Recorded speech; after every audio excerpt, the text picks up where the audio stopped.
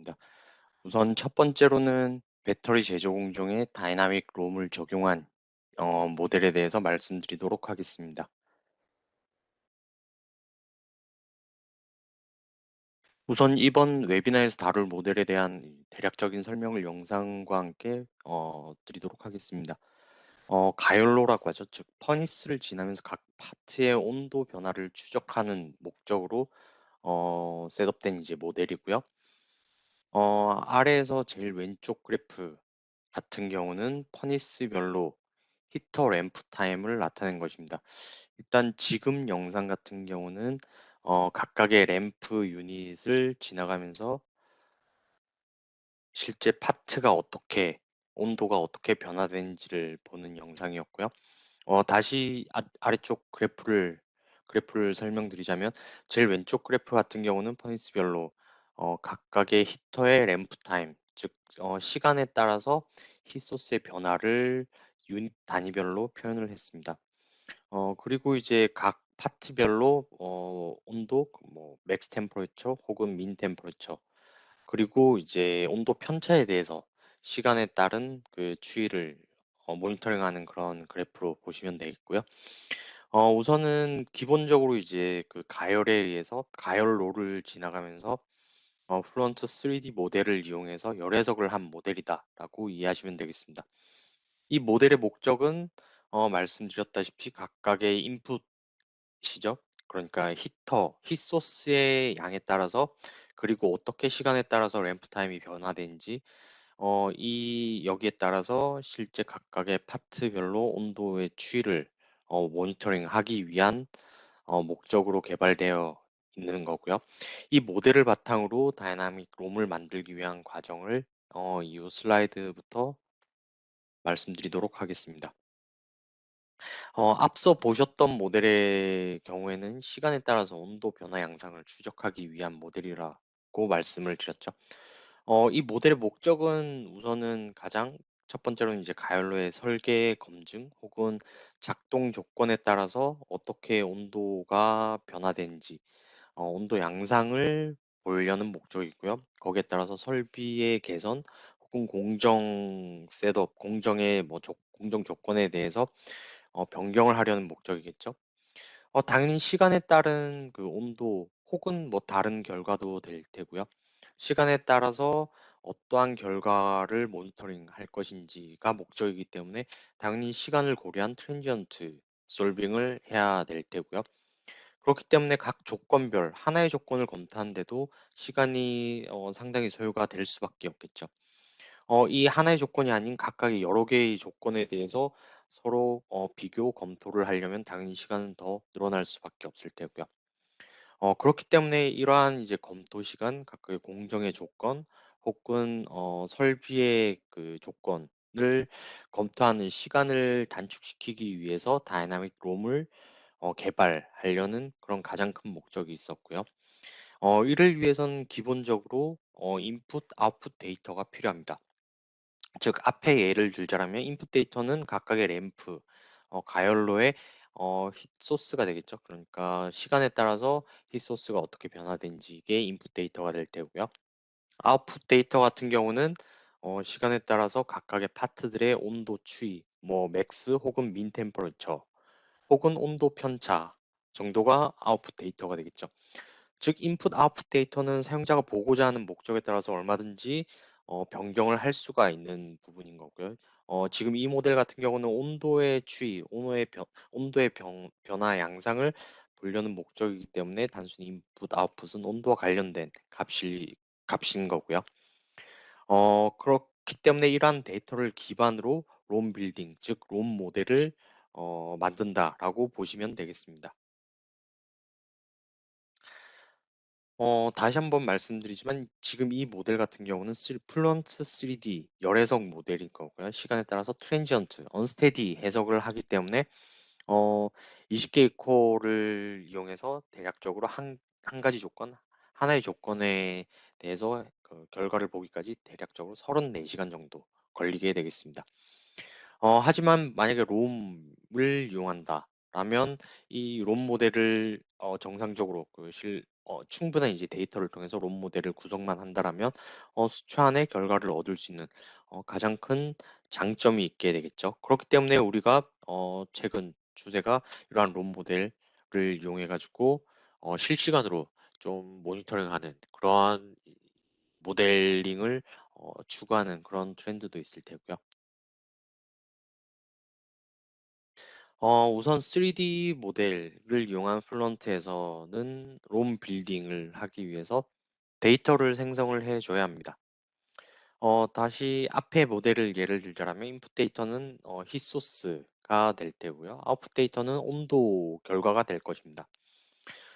이것들을 이 인풋 아웃풋 데이터를 텍스트 포맷으로 구성이 되어 있으면 1차적으로 롬 빌딩, 즉 트윈 빌더에서 롬 모델을 만들기 위한 기초 데이터로서는 요건이 된다라고 보시면 되겠습니다.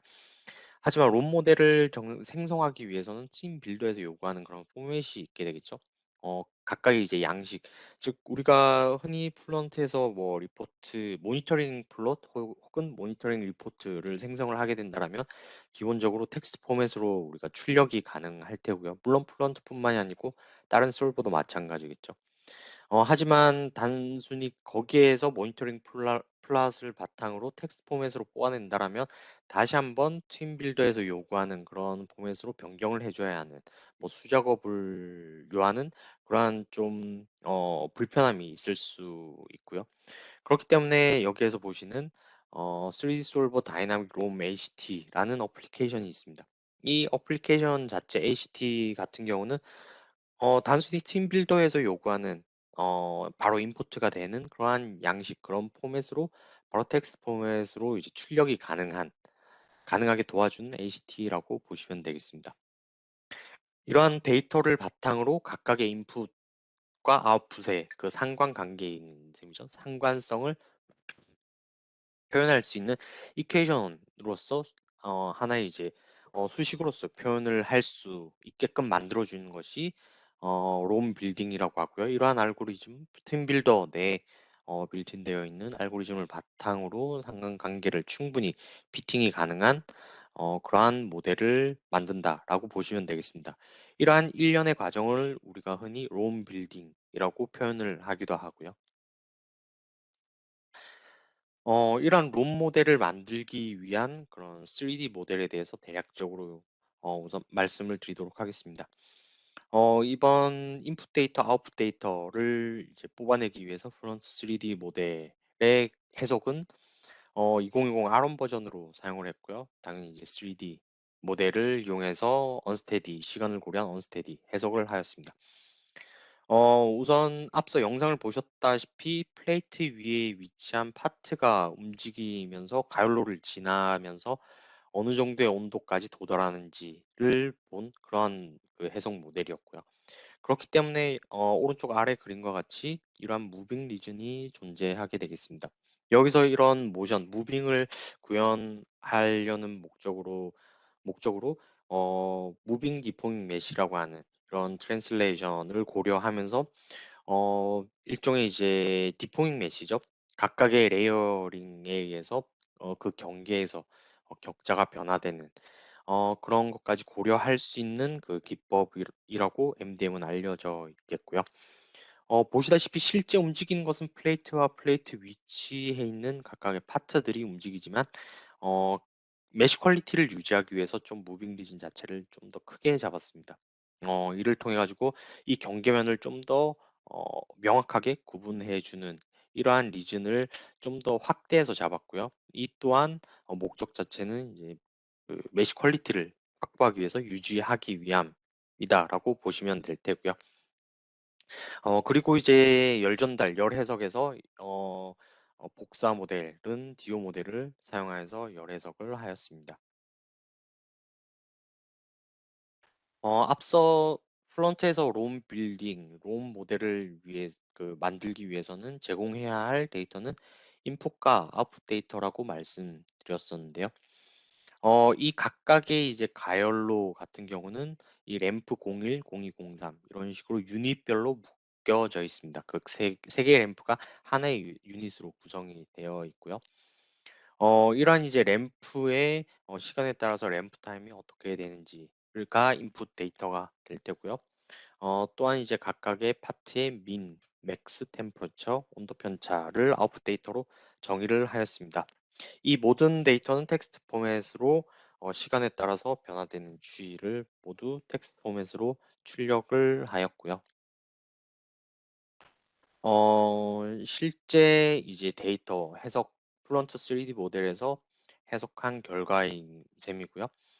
각각의 이제 파트들에 따라서 인풋과 아웃풋 데이터를 모니터링한 그러한 결과입니다. 여기서 시나리오라고 표현되어 있는 이러한 이제 그래프 값들은 인풋 데이터는 그 hit소스를 어떻게 변화를 줄 것인지, 동일한 양의 hit소스라고 하더라도 얼마만큼 유지시켜 줄 것인지, 시간에 따라서 어떻게 변화되는지에 따라서 각각의 조건을 대략적으로 10가지 정도 구성을 하였고요. 이 10가지 조건에 대해서 모두 플런트 3D 모델을 이용해서 3D 언스테디 열해석을 진행을 하여서 보신 바와 같이 각각의 아웃풋 데이터를 모두 뽑아내었습니다. 뒤에도 말씀드리겠지만 이렇게 시나리오 자체를 10가지 정도 만드는 것이 대략적으로 7개에서 10개의 시나리오를 구성하는 것이 가장 안정적인 그 다이나믹 롬 모델을 만들 수 있다라고 알려져 있고요. 안정적이다라고 하면 아무래도 롬 모델의 신뢰성을 얘기하는 거겠죠. 즉 실제 3D 모델을 푸는 것과 비교해서 롬 모델이 충분한 그 결과에 대한 정확성 그리고 이제 신뢰성을 확보하기 위해서는 최소한 그 각각의 조건은 7개 이상, 7개에서 10가지, 10개 정도의 조건을 모두 기반으로 해서 롬 모델을 만드는 것이 좋다라고 일반적으로 알려져 있겠고요. 그렇기 때문에 이러한 이제 플런트에서 제공받은 넘겨받은 인풋과 아웃풋 데이터를 만족하는 상관함수, 즉 상관관계를 충분히 표현할 수 있는 그런 값이 있다라고 한다면 실제 롬 모델에서 1차적으로 테스트를 해볼 수 있습니다. 즉 또 다른 우리가 플런트에서 가져온 10가지의 시나리오 이외에 임의로 또 다른 이제 인풋 데이터를 추가적으로 셋업을 한 이후에 롬 모델을 한번 1차적으로 돌려보는 거죠. 그 이후에 이 아웃풋 데이터 자체가 실질적으로 우리가 가져온 프론트 결과와 비교해서 어느 정도의 커브 피팅이 보여지는지를 이제 1차적으로 테스트한다라고 보시면 될 테고요. 어, 실제 롬 빌딩을 통해서 제공된 시나리오 개수에 따라서 롬 모델이 어느 정도의 이제 커브 피팅을 보여주는지를 보실 수 있겠습니다. 아무래도 여기에 녹색 선 자체가 녹색 라인 자체가 시나리오 개수가 3개, 그리고 노란색이 7개, 10개. 즉, 시나리오를 몇 개를 사용했는지에 따라서 결과가 어떻게 달라지는지 그 오차를 보실 수 있는 거고요. 당연한 얘기겠지만 롬 모델을 만드는 기초 데이터가 많으면 많을수록 커브 피팅이 더 정확해진다라는 것을 보실 수 있겠죠. 그렇기 때문에 우리가 실제 롬 모델을 구성하기 위해서는 시간이 다소 소요가 된다라고 하더라도 우선은 유사한 셋업이라든지 유사한 공정, 유사한 조건이다라고 한다면 1차적으로 롬 모델을 구성하기 위해서는 충분한 시나리오를 바탕으로 데이터가 쌓여야 된다라는 것을 당연히 예상할 수 있을 거고요.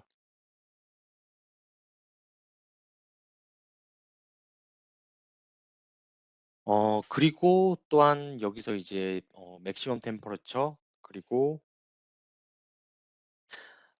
또한 온도 편차 또 시나리오 개수에 따라서 그 온도의 편차, 즉 오차가 어떻게 달라지는지를 보실 수 있습니다. 당연히 유사한 경향을 보실 수가 있을 거고요. 즉 여기에서 다시 한번 말씀드리지만 롬 모델을 구성하기 위해선 시나리오 개수는 최소 7개 이상을 바탕으로 7개 이상의 조건을 바탕으로 데이터를 확보하는 것이 가장 중요한 것을 다시 한번 확인하실 수 있을 거고요.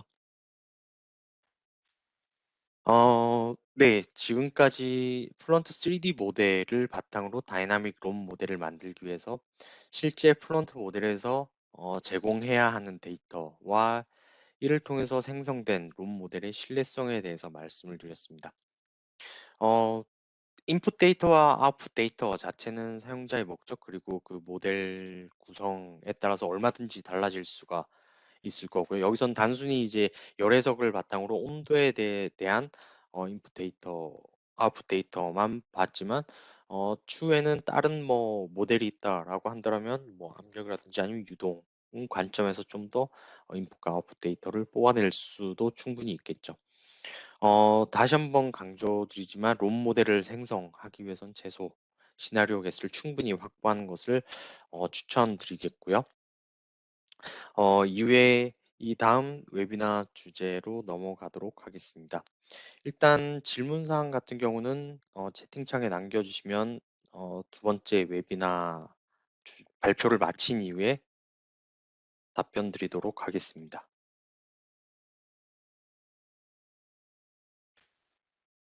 네, 그러면 이어서 DM과 FEM 커플링을 이용해서 파우더 압축 성형에 대한 내용을 다루도록 하겠습니다.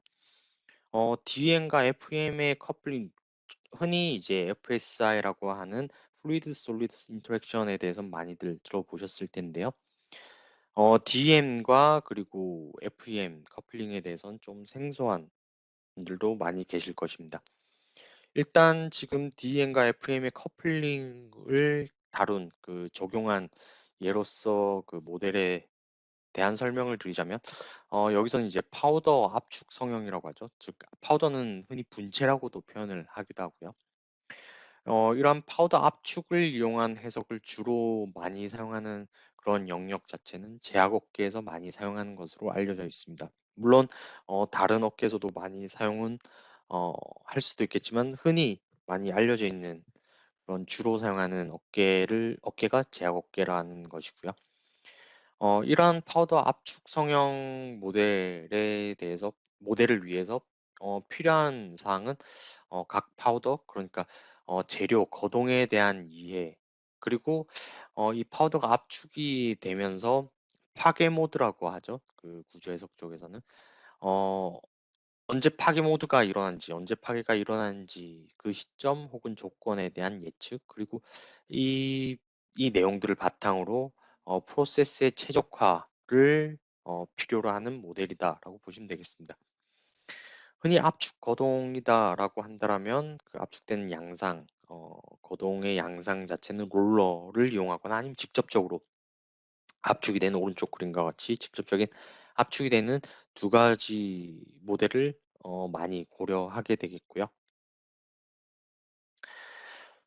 우선 FEM을 이용한 단독적으로 FEM만 이용을 했을 때 혹은 DM만 이용했을 때 각각의 장단점에 대해서 1차적으로 말씀드리도록 하겠습니다.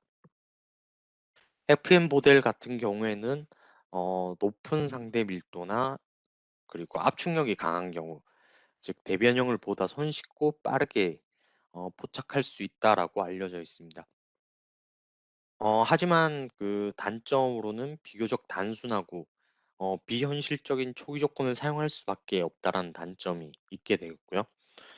그리고 또한 어, 상대 밀도가 낮은 초기 단계, 시작 단계에서는 오히려 계산 속도가 느린 그러한 부분도 있게 되겠습니다.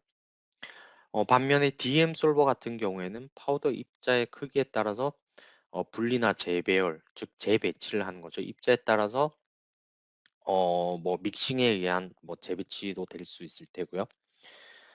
이러한 이제 재별 뭐 입자에 따른 뭐 재배치를 통해서 구분적인, 그러니까 상대적 밀도와 밀도 분포 혹은 응력의 변화를 모사하기에 적합한 모델로 그런 솔브로서 알려져 있습니다. 따라서 좀 더 현실적인 초기 접근을 정리할 수가 있게 되겠고요. 그리고 파우더끼리, 즉 입자의 크기나 아니면 뭐 물성치가 다른 이종 간의 파우더 사이의 응집이 적은 초기 단계에서는 빠른 계산 속도를 가질 수 있는 그러한 장점이 있습니다. 하지만 상대적으로 FM의 장점은 DM 솔버의 단점으로서 나타나게 되는데요. 즉 대변형을 다룰 수가 없게 될 테고요. 그렇기 때문에 높은 상대 밀도나 그런 높은 압축 압력 자체는 모델링 자체가 불가능하게 되겠습니다. 또한 이러한 조건인 경우에는 오히려 계산 시간이 더 소요가 되는 그러한 점들이 DM의 단점이 되겠습니다.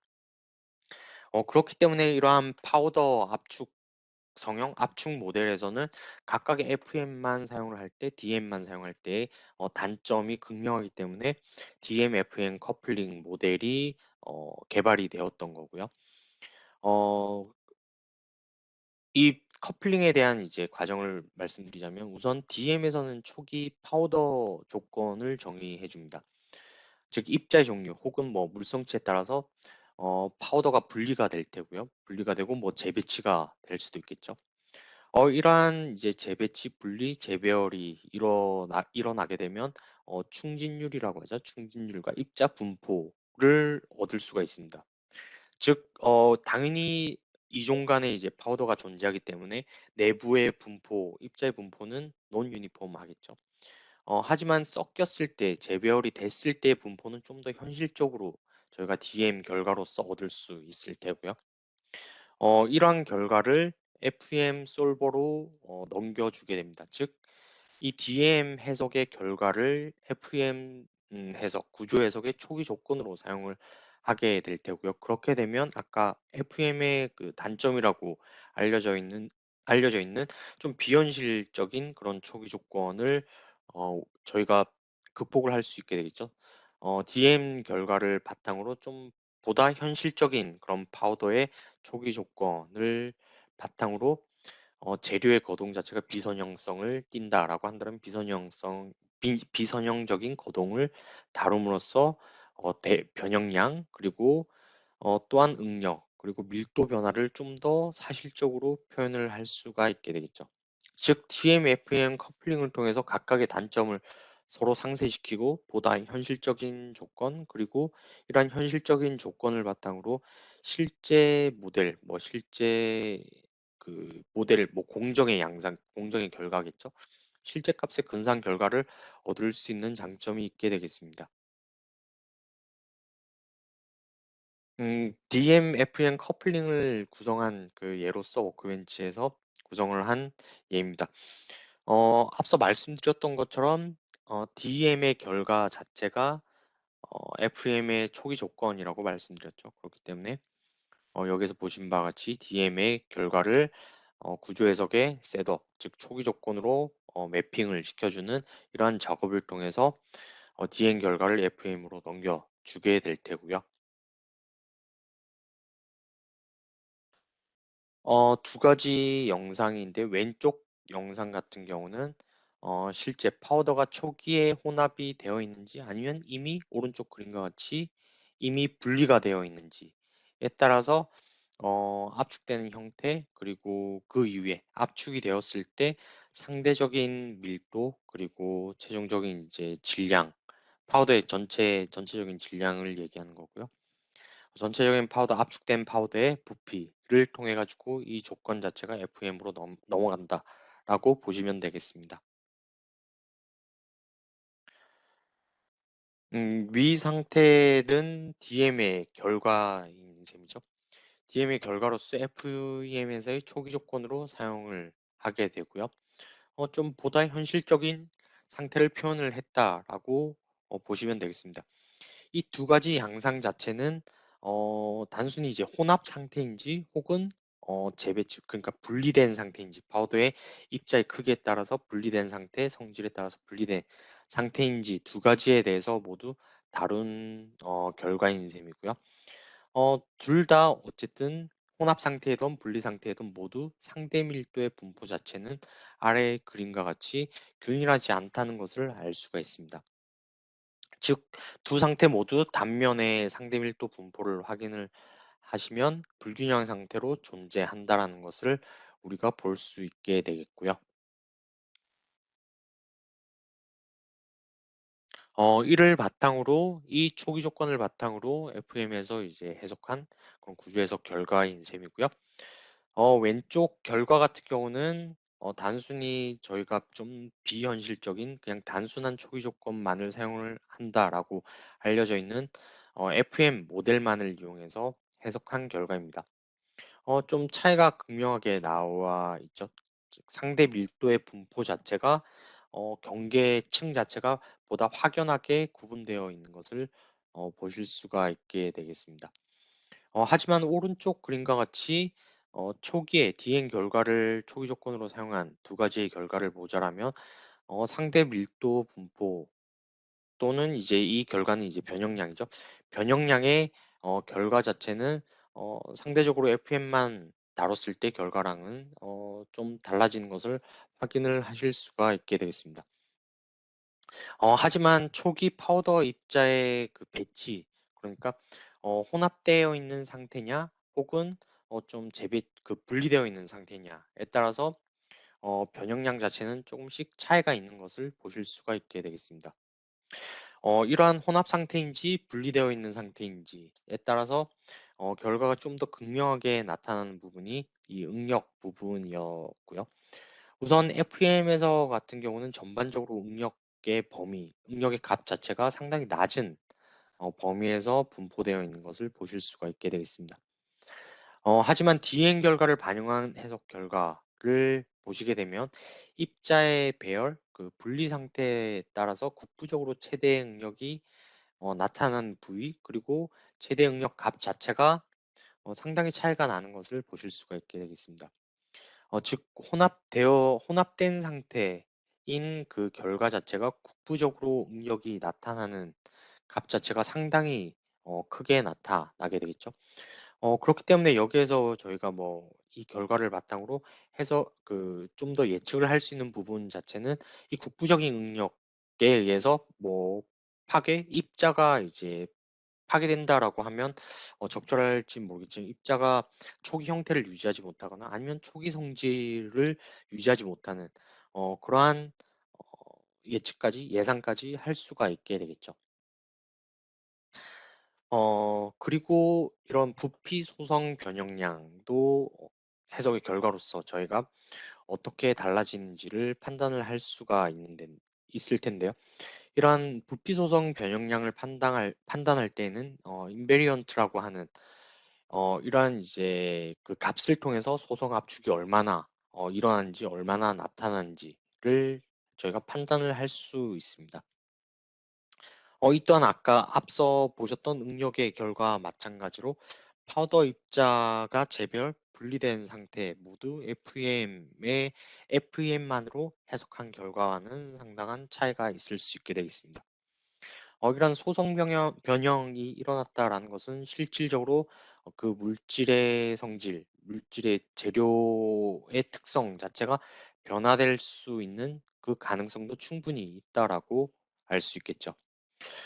즉 FEM의 커플링을 사용하는 가장 중요한 목적 자체가 이처럼 실제 공정을 얼마나 잘 모델링을 하느냐, 그리고 이를 통해서 파우더 입자가 어떻게 혼합이 되는지, 혹은 혼합이 되지 않은 상태에서 입자의 성질, 입자의 크기에 따라서 단순히 분리되어 있는 것만으로도 실질적으로 구조 해석, 뭐 결과가 어떻게 달라지는지, 변형량 혹은 응력, 이러한 소성 변형 자체가 어떻게 일어나는지를 좀 더 사실적으로 현실적으로 파악을 할 수 있는 그러한 장점이 되겠습니다. 이를 바탕으로 이제 파우더 압축 성형에 대한 모델링을 구성을 하는 그러한 장점에 대해서 말씀을 드렸고요. 이상으로 DMFM 커플링을 이용한 그런 모델에 대한 발표를 마치겠고요. 앞서 진행했던 그러한 다이나믹 론 모델이나 지금 현재의 DMFM에 대한 문의사항이 있으시면 문의를 남겨주시기 바랍니다.